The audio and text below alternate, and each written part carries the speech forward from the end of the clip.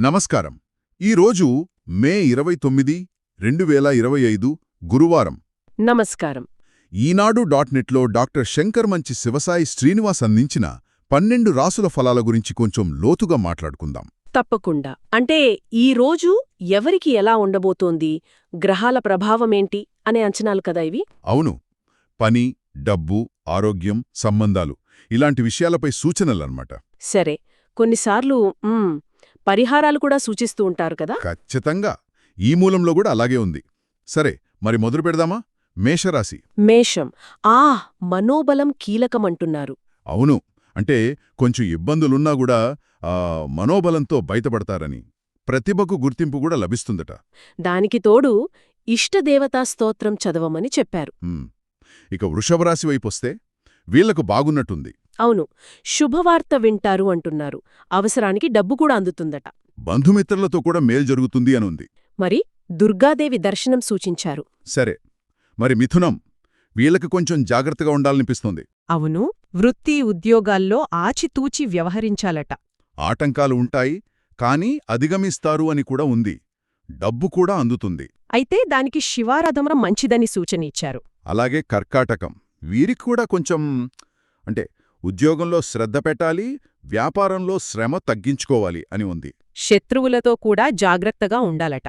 వీరికి శ్రీవెంకటేశ్వర స్వామి దర్శనం మేలు చేస్తుందని చెప్పారు. ఈ మొదటి 4 రాశులు చూస్తే ఒకటి గమనించారా? మేషం, మిథునం. వీళ్ళకి ఆటంకాలున్నా అధిగమిస్తారు. మనోధైర్యం ముఖ్యం అని పదే పదే వస్తోంది. అవును, నిజమే. దాదాపు ప్రతి రాశికి ఏదో ఒక ఆధ్యాత్మిక మార్గం సూచిస్తున్నారు. స్తోత్రం చదవమనో, గుడికి వెళ్లమనో. బహుశా అది ఆ ఇబ్బందుల్ని ఎదుర్కోవడానికి మానసిక స్థైర్యాన్ని ఇస్తుందని వాళ్ల ఉద్దేశమేమో అనుకోవచ్చు. సరే, మరి సింహం రాశి? సింహం. వీళ్ళకి చాలా బావుంది.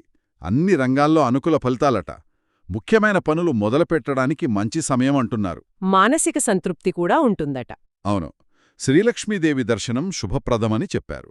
తరువాత కన్యరాశి. కన్యరాశి వారికి దూరదృష్టితో ప్లాన్ చేసుకోవాలట. పెద్దల సలహాలు వింటే మంచిది. రుణ సమస్యలు తగ్గుతాయి అని కూడా ఉంది. ఇది మంచి విషయమే. వీరికి ఇష్టదేవత ఆరాధన సూచించారు. మరి తులారాశి సంగతేంటి? ఇక్కడే కొంచెం తేడా వచ్చింది. మిశ్రమ ఫలితాలు అంటున్నారు. కొన్ని ఇబ్బందులుంటాయట. అవును, చెంచల బుద్ధితో తప్పుడు నిర్ణయాలు తీసుకునే ప్రమాదం ఉందని కూడా హెచ్చరించారు. మరి వీరికి సూచించిన పరిహారం గోసేవ. సింహరాశికి ఎంత భిన్నంగా ఉందో కదా ఇది. నిజమే. ఇక వృశ్చికం. వీళ్లకి మళ్ళీ కొంచెం పాజిటివ్గా ఉంది. ఉత్సాహంగా పనులు మొదలుపెట్టాలి అంటున్నారు. ఆటంకాలున్నా అధిగమిస్తారు. మనోధైర్యమే కీర్తినిస్తుందట. వీరికి కూడా ఇష్టదేవతా స్తోత్రం చదవమని చెప్పారు. మేషంలాగే. అంటే ఇక్కడ మనం చూస్తే కొన్ని రాసులకి చాలా స్పష్టంగా మంచి ఫలితాలు, డబ్బులాభం, అనుకూల వాతావరణం కనిపిస్తున్నాయి. వృషభం, సింహం, ఇంకా మనం చూడబోయే ధనుస్సు, మకరం, కుంభం లాంటివి. అవును. మరి కొన్నిటికి మిథునం, తుల, చివరికి మీనం, వీటికి మాత్రం కొంచెం జాగ్రత్తలు, ఒత్తిడి, తప్పుడు నిర్ణయాలు ఇలాంటివి చెబుతున్నారు. ఈ తేడా ఆసక్తికరంగా ఉంది. సరే, ధనుసు రాశి చూద్దాం. ధనుస్సు. వృత్తి, వ్యాపారాల్లో మంచి ఫలితాలట. కుటుంబ సౌఖ్యం, ఆర్థికంగా కూడా మేలు జరుగుతుంది అంటున్నారు. ఇష్టదేవతా సందర్శనం ఉత్తమమని సూచన. ఇక మకరం.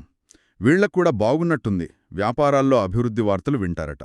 అవును, కుటుంబంలో కూడా వాతావరణం అనుకూలంగా ఉంటుంది.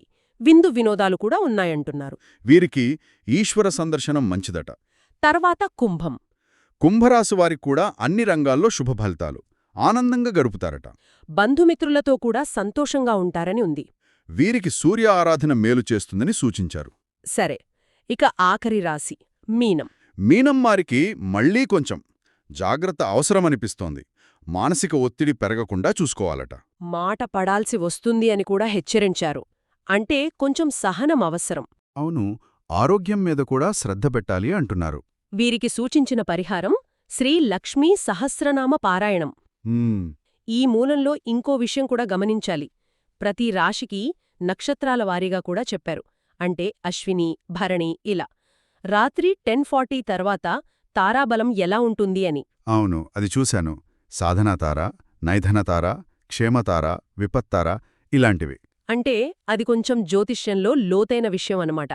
ఆ రోజు ఏ పనులకి వాళ్ళ నక్షత్రం అనుకూలంగా ఉంది, ఏ పనులకి లేదు అని చెప్పటం అది. ఉదాహరణకి విపత్తార అంటే కొంచెం ఆటంకాలుండొచ్చునా? అలా సూచన అన్నమాట. క్షేమతార అంటే క్షేమకరమని. ఇది వారి విశ్లేషణల్లో ఒక భాగం. సరే.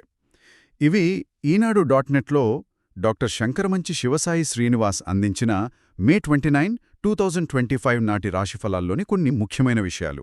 అయితే మనం గుర్తుంచుకోవాల్సిందేంటంటే ఇవన్నీ కేవలం సూచనలు మాత్రమే కదా. ఖచ్చితంగా.